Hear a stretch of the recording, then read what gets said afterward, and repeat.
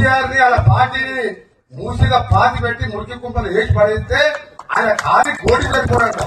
ముఖ్యమంత్రి అనే పదవికి ముఖ్యమంత్రి అనే వారికి ఎవరు ఆ కుర్చీలో ఉన్న గౌరవం ఇవ్వాలి. కేటీఆర్ కి ఎంత అహంకారం అంటే ముఖ్యమంత్రి పట్టుకొని ఖాళీ కోటి అంటాడా? నేను ఒకటే చెప్తున్నా, కేటీఆర్ మిస్టర్ బచ్చా గారిని రేవంత్ రెడ్డి ఏది కోటి కూడా పనికిరావు. మీరు అయ్యే ఎమ్మెల్యే అయితే ఆ పేరు పెట్టి అమెరికా నుంచి వచ్చి 80 ఓట్లతో ఎమ్మెల్యే గెలిచినాం.